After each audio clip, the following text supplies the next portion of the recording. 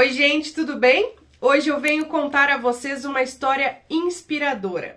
É sobre o auxílio de agricultores para finalizar uma obra que estava parada há anos. Pois é, e com a ajuda de uma verdadeira força-tarefa, essa obra foi finalizada em apenas alguns dias. É isso mesmo, essa obra aconteceu em um aeroporto lá numa cidade do Rio Grande do Sul. E quem vai contar pra gente essa história é o Mauro. Eu conversei com ele, a gente bateu aí um papo e ele contou sobre tudo isso que vem se arrastando há muitos anos e sobre a força-tarefa que foi montada para finalizar a cabeceira desse aeroporto. Vamos ouvir aí a entrevista. Mauro, primeiro de tudo, eu queria que você contasse para nós um pouquinho dessa história, né? Porque é uma novela esse aeroporto que já vinha se arrastando há um certo tempo. Todo Sim. mundo estava aguardando por essa, né, pelo término dessa obra.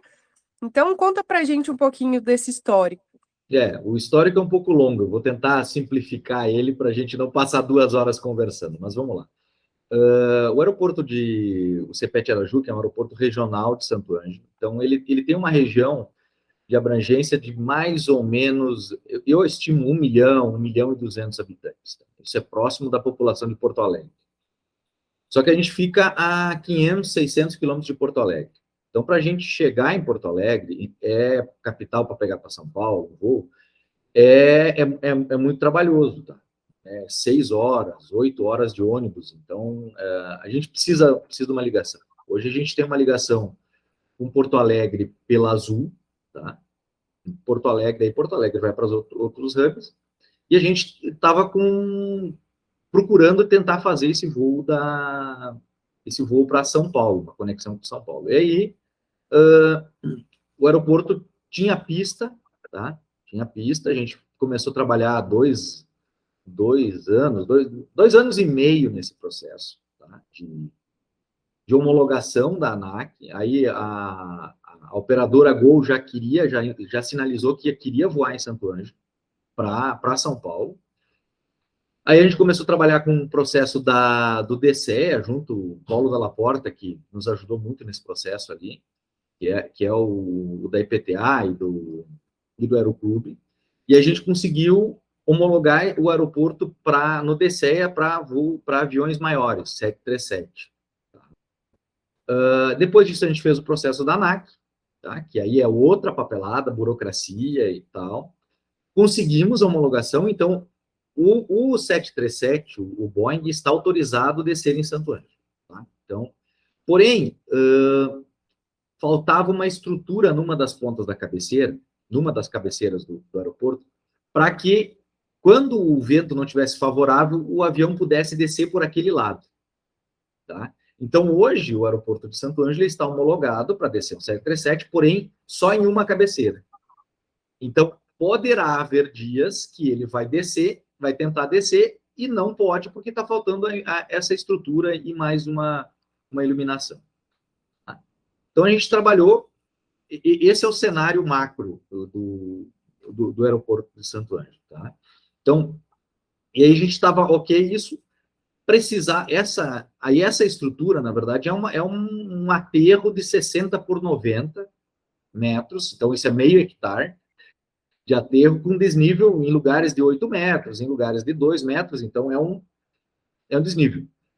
A gente tentou ver via governo do estado para fazer esse processo de construção, licitação, ou coisa assim. Se falava em 4 meses, 6 meses, depende da empresa. Aí a gente começou a conversar com o sindicato rural, o Elcio Evelyn, o Nikitits, a gente começou a conversar com o sindicato rural. Como é que a gente poderia fazer isso, né? O sindicato rural abraçou a causa e disse, eu sou presidente da associação comercial, então eu não tenho trator, a gente está nesse processo porque a gente acredita que isso desenvolve, vai mudar a região, a gente precisa disso. A gente conversou com o sindicato rural e começamos esse processo de como construir isso. Os agricultores vão fazer, tá, mas como é que vai ser tecnicamente isso? Não é só fazer, entendeu? Botar um trator, quando você está na propriedade, você bota um trator, uma scraper e faz na tua propriedade lá o movimento. Mas quando você está numa estrutura pública, é mais complexo burocraticamente. O aeroporto, ele é do estado do Rio Grande do Sul. Ele é gerenciado pelo Departamento Aeroportuário do Estado do Rio Grande do Sul. A Prefeitura Municipal tinha um convênio com o Estado permitindo obras civis dentro do aeroporto. Então, o que a gente fez? O que se pensou? Bom, os agricultores querem colocar as máquinas, têm a disponibilidade de fazer o processo das máquinas. A gente precisava do combustível. Então, a gente conversou com a prefeitura e tal, a prefeitura se dispôs, não, a gente banca o combustível. Tá? Então, aí se construiu os 2 primeiros pilares. Depois a gente tinha, não, como é que a gente vai fazer tecnicamente correto? Né? Medição, desnível, compactação e tal. Aí a URI, que é a universidade daqui, Universidade Regional Integrada, Santo Ângelo, com o curso de engenharia, disse, não, nós fizemos. Nós fizemos a parte técnica, acompanhamos esse processo. Então, a gente juntou, tanto se fala em hélice, em coisa, a gente juntou 3 ou 4 setores aí para que isso acontecesse. Então, e aí se começou o processo de construir, se teve toda a documentação ambiental, licença ambiental, para poder tirar terra, para limpeza tinha alguns lugares que tinham um capoeirão e tal. Então, se fez todo esse processo, a prefeitura, por meio da Secretaria do Meio Ambiente, e aí a prefeitura aportou o diesel para esses trabalhadores, tá? Para esses agricultores fazer. Então, a gente chegou a ter 39 tratores trabalhando lá dentro. Aquilo era uma dança, a gente brinca que era uma dança. Porque, me estendendo um pouco, Débora, a gente contar assim, a terra foi tirada, a gente estava com 7, 8 dragas. Chegou a 9, as retroescavadeiras para tirar. Então, tinha dos 2 lados da pista, tá? De um lado, carregava os tratores, eles iam, descarregavam no meio da reza, essa, que é o aterro, voltavam para o outro lado, carregavam e iam. Eles não paravam, os tratores. Então, eles não paravam. E aí foi pena que choveu os dias, então a gente teve um problema de chuva no meio, tá? Que atrasou um pouco o processo, mas faz parte, né? E quem é do agro sabe que isso é normal, não tem como controlar o São Pedro. E aí a gente teve a comunidade começou a ajudar. Assim, a gente precisava, as esposas dos produtores rurais faziam o lanche de tarde. As empresas doavam carne, arroz para o almoço. Tinha outros que faziam almoço. Então, na verdade, a gente chama de um mutirão, né? Alguns lugares é puxirão e tal. Algo assim que dá orgulho para a gente, de ver que aconteceu, porque as pessoas acreditam nisso. Então, a chama do cooperativismo, do associativismo, da união das pessoas, ela ainda existe, apesar de muita gente achar que não. Ah, não, mas isso... Não, ela existe. Ela é muito, muito forte. A gente precisa achar causas que envolvam a sociedade. Então, Débora, esse é uma parte, um resumo do que aconteceu aqui, rápido e condensado. Então, a gente tem muito a agradecer aos produtores, Sindicato Rural, ao Elcio, da Laporta, o Nikitix, o Cortesia, que tem. Então, é algo de orgulho para a região, tá? E que o Brasil pode copiar. Eu acho que a gente tem que usar esse exemplo para outros lugares, que dá para fazer. Dá trabalho? Dá trabalho. Tem que lidar com burocracia? Sim, tem que lidar com burocracia. Tem que entender como funciona? Sim, tem que entender. Mas se as pessoas quiserem, se o próprio ente público quiser ajudar nesse processo também, isso é importante. A gente quer que sirva esse exemplo para outros lugares. O ente público, quando a gente fala em público, ele não tem que ser só um fiscalizador. Dizer assim, não, tá fazendo errado. Não, cara, como é que a gente faz para fazer certo? É isso que a gente precisa no Brasil.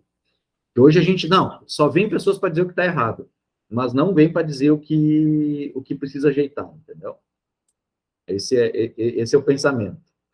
Legal. É isso aí, Mauro. Eu vi as imagens aqui e realmente elas são bem impressionantes, né? Eu acho que vê a dimensão ali de como, de fato, a união faz a força, né?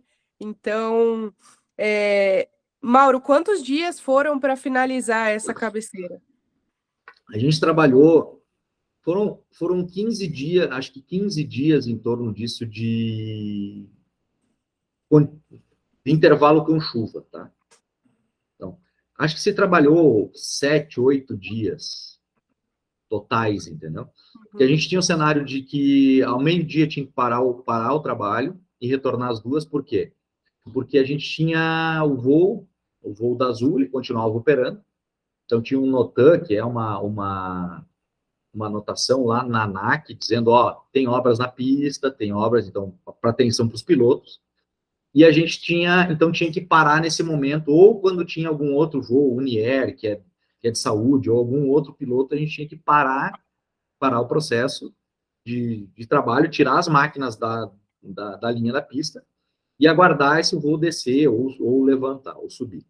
Então, acredito que 8 dias, se fala em 6, 8, mas foram 8 dias trabalhados, digamos assim.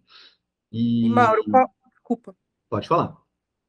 Não, e qual que era o tempo que vocês estavam tentando, né, antes de vocês colocarem de fato a mão na massa, qual que é o tempo de espera por isso? Na verdade, essa obra, ela, se não me falha a memória, ela deveria ter sido feita em 2009. Tá? Se não me Mais de falha, uma mas década aí. 2009, que era quando se iniciou o processo. Mas vamos lá. Que fosse 2015, já é uma vergonha. Tá? Já é triste. A gente tinha um risco de, se não fosse feito isso, interditaria todo o aeroporto provavelmente em 2023. Tá? Que expirava o prazo de que a ANAC tinha dado que essa estrutura tinha que estar pronta. Então, temos uma vitória. Mauro, então agora essa cabeceira está finalizada, ou seja, tudo já. Agora ela tá finalizada. O que é a próxima fase? A gente tem que homologar ela. E aí entra para a fase de papel, que eu chamo tem que dizer quanto tem, o tamanho, declividade e tal, e mandar as comprovações para a ANAC dizer, ó, temos reza nessa cabeceira que antes não tinha. Tá? Então, e é uma estrutura para segurança de voo. É necessário, entendeu? Não se tem dúvida disso. Mas aí vai para a ANAC, e a ANAC vai autorizar isso, vai pedir alguma alteração. Tem esse cenário que a gente sabe que é assim. Ô Mauro, tem uma estimativa de mais ou menos quantas pessoas, quantos agricultores, né, participaram dessa A força-tarefa? gente tinha, eu acho que 170, se fala em 170, 150 trabalhadores, porque tinha o pessoal que estava cozinhando, o pessoal que levava comida, o pessoal que ia ajudar, o pessoal que abastecia, que era combustível. Tá?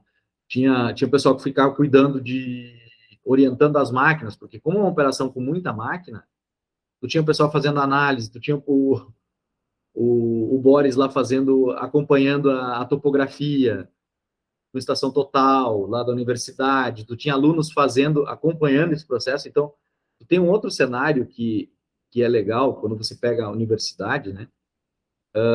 Os alunos aprendendo, ver uma obra dessa envergadura sendo feita e acompanhada por eles, entendeu? Isso é uma outra coisa, tinha o pessoal fazendo as amostragens de solo, que tinha a cada, acho que 20 centímetros, uma coisa assim, compactação, a gente tinha que fazer a amostragem de solo para ver a compactação, pegava de tal e tal ponto, levava para a universidade para analisar a umidade, compactação e tal. Então, tu teve isso, teve esse pessoal, aí tu teve pessoas levando água, tá? Então, foi uma operação, eu acredito que 150, 170 pessoas se fala nesse número, a gente não parei para contar, mas é algo grandioso. E você falou ali das máquinas, né? Muitas máquinas trabalhando. Num total também há uma estimativa de quantas máquinas no geral, no total? Chegou-se a 39 tratores, 9 dragas, em alguns momentos, fora as scrapes, aí você tinha rolo, patrola, na finalização, tinha tratores que puxavam duas scrapes atrás, entendeu? Então você tinha se fala acho que em 100 máquinas, 100 equipamentos que foram doados pela comunidade. Legal. E a estimativa dessa obra se falava em orçamentos antes da suba do diesel, entre 800, 1 milhão e 200. Tá? A princípio, se gastou em combustível 200 mil. Parece brincadeira, né, Mauro? É, e mesmo que tivesse gastado 1 milhão e fosse feito em 8 dias, 10 dias, mostra que dá para fazer. Dá para Entendeu? fazer. Dá para fazer. Mauro, então, só para a gente finalizar aqui, nós somos um portal de agronegócio, então eu queria que você deixasse aqui, não sei, talvez um agradecimento, uma forma, algo que para você aí, a sensação que você está tendo, né? Porque saber que uma obra tão esperada, tão demorada, foi possível com auxílio de uma união de forças aí, mas que nisso os agricultores foram fundamentais. Débora, eu sou engenheiro agrônomo por formação, tá? Não atuo na área, estou fora do segmento, mas eu entendo que o agro hoje, ele é um dos pilares do Brasil. Então, eu estou lidando nesse negócio do aeroporto fazem 2 anos e meio, junto com o Dalla Porta, com o Douglas, com o Felipe, para que isso aconteça. Porém, eu tenho que agradecer algo que é maior do que o aeroporto. Que os agricultores mostraram, que os produtores mostraram, que as famílias dos produtores mostraram, é que existe um pensamento de comunidade, existe um pensamento de que as coisas podem ser diferentes e que muitas vezes o governo nos diz o que tem que fazer. E com isso a gente, e esse recado que o agro deu, que os produtores deram, é que, na verdade, assim, o governo tem que entender o que nós queremos. O que nós queremos, o que a comunidade quer, o que é bom para as nossas vidas, que é o que sempre se fala, o governo é para servir as pessoas, não as pessoas servirem ao governo. Tá? Então, eu só tenho que agradecer aos agricultores, eu acho que as pessoas, com isso, vai se abrir muitas outras oportunidades de mudar a cara da região, o entendimento do que é o agro, que às vezes se fala mal, não sei. Não é o monstro, não é isso. São pessoas que nem as outras. São famílias que nem as outras. São produtores que levam comida na mesa todo dia. Então, esse recado eu queria dizer assim, obrigado a todos, parabéns a todos, porque eu acho que a gente fez uma coisa que ninguém esperava num tempo muito curto, não a obra sim, mas o legado que isso vai deixar, essa conversa que a gente está tendo, não iria acontecer se não fosse o movimento que aconteceu. Então, assim, não tem... É algo inacreditável. É muito legal ver isso. Agradeço ao Elcio, que é quem puxou, Elcio Evelyn, que é dos feijões Evelyn, que São Miguel, e não foram produtores só de Santo Ângelo, tá? Foram de 50, 60, 70 quilômetros que vieram com seus tratores, tá? Que trouxeram os tratores. Teve eu gosto de usar um exemplo que eu não conhecia ele, o seu desenho, que é um produtor, ele chegou com o seu trator lá e disse assim, pode usar, entendeu? Pode usar ele, e aí aí o pessoal lá, o da Laporta, eu disse, tá, mas tu não quer ficar aqui ajudando? Diz ele, mas eu posso? Ah, E ele ficou, passou o tempo lá ajudando com o seu trator, entendeu? Dentro do que ele podia ajudar, ele ajudou. Entendeu? É isso que é muito, muito impactante de entender o que é o que é a união, né? O que é a união. Quando a gente fala em cooperativas, associações, sindicatos, é isso. Isso é demonstração prática de que é possível fazer um negócio grande, porque não é uma obra pequena, não é um negócio simples, de que dá para fazer. Tá? Mas envolve um monte de coisas que às vezes é difícil de enxergar. a burocracia, a papelada, como entende. Então, tu precisa de várias pontas para fazer a coisa acontecer, tá? Então, só tenho a agradecer. Eu não tenho... Não, o exemplo que a gente viveu é incrível. Que legal, Mauro. Muito interessante conhecer essa história. Para nós é gratificante, né, saber a movimentação do agronegócio, o auxílio que deu aí para vocês e que isso sirva de exemplo para outros lugares no nosso Brasil aí e até mesmo no mundo, né? Por que não? E Mauro, muito obrigada pelo tempo que você disponibilizou para nós aí. E é isso, nós estamos aqui para o que vocês precisarem. É isso, gente. Mais um vídeo aqui no canal. Eu espero que vocês tenham gostado dessa história inspiradora que, com o auxílio aí dos agricultores, foi possível realizar essa obra. Então, se você ainda não é inscrito aqui no canal, você já sabe, né? É só se inscrever aqui no portal Sou Agro e ficar por dentro de tudo que acontece